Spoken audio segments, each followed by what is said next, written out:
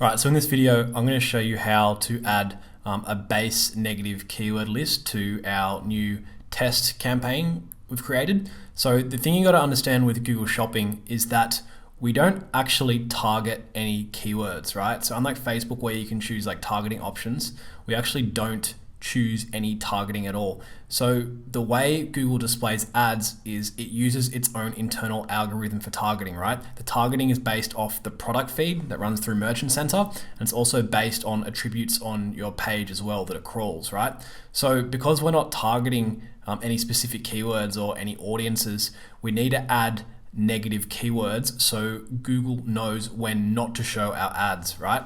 So we have a base negative keyword list that we're going to add to every campaign. So this negative keyword list I've built up over years, and it's basically all the keywords that won't convert in e-commerce, right? So what we want to do is we want to go into keywords, and we want to add a negative keyword list, right? So go here to negative keywords. We want to select negative keywords or create a new list. So the campaign, we want to set this at the campaign level, and we want to select our test bucket campaign.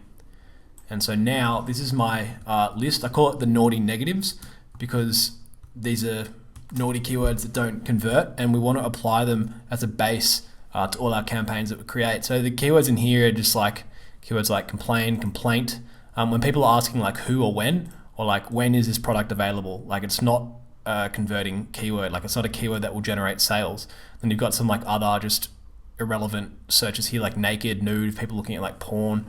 You don't want to show your ads up for that.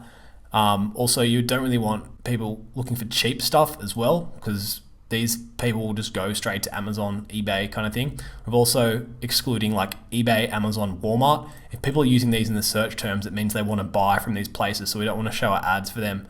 Then we've just got some other ones as well that we don't want to show up for. So we want to go save to a new list, right? I'm going to call this naughty negatives. And then we want to hit save. So it's coming up with an error here because I've already created this naughty negatives list here. So I've already got this in there, but when you hit save, it should just come up that the negative keyword list has been created. Actually, to show you, I'll just call it naughty negatives 1.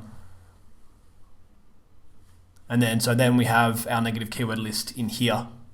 And that's fine, that's all you want to do. So if we click on it, you can see our negative keywords here. So the reason that I've put inverted commas around it is because this means that the match type is phrase match, right?